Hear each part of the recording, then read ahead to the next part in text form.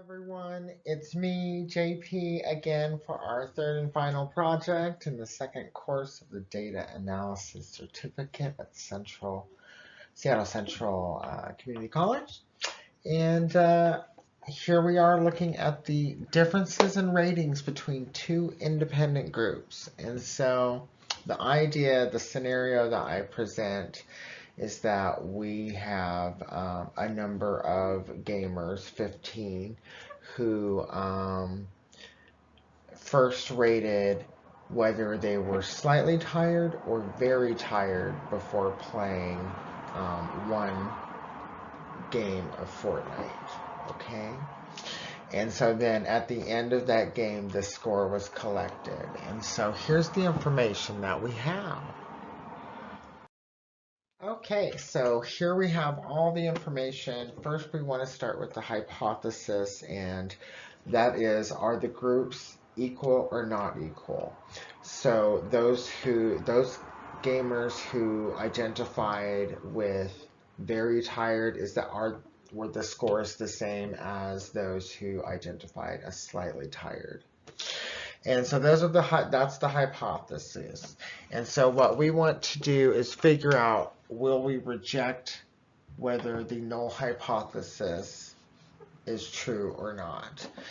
And so you can see here we have the scores of each gamer, whether they ranked themselves as 2, which is very tired, or 1, which is just slightly tired. Or you can think of it as not tired, but just slightly tired, because we're always a little tired, aren't we? Then I put the rank of all the scores, and then I did a corrected rank to fix any responses that were the same, to give them some kind of a different, a more specific rank order. And then what we did is we came up with the R2 and R1, which goes into the MANN-Whitney U equation that we're going to do here in a minute. And so for R1, which is all the responses, the players' responses when they said that they were slightly tired or not tired, the entire count of the ranks is 84. And for those responses that said that they were very tired, or 2, the sum of the ranks is 36. And so then I put the total of those ranks together, which is 120, which should equal the 36 and 84, which it does, and that's verified at the total rank. And then I did a count for how many responses were very tired, which is 2, and a count for how many responses were slightly tired, which is 1. And then I came up with that critical value, which I did find with the MANN-Whitney U critical value two-tailed table.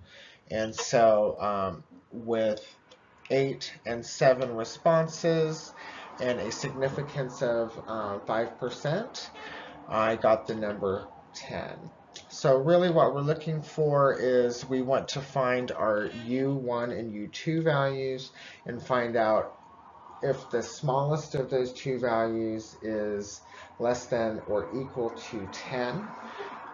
If that's true, then we would reject the null hypothesis, which would then confirm the H1 hypothesis of the two groups not being equal. Okay, and so you see we have U2 and U1, and I would love to be able to verbalize the equation for you, but it is a little complicated for me to do that quickly.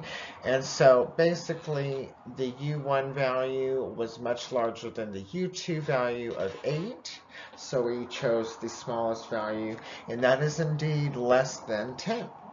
And so therefore we can reject the null hypothesis that the two groups are equal. So they're not equal. And that could indicate that as players are more tired, they're likely to get smaller scores, whereas if they're less tired or not tired, they're more likely to get higher scores.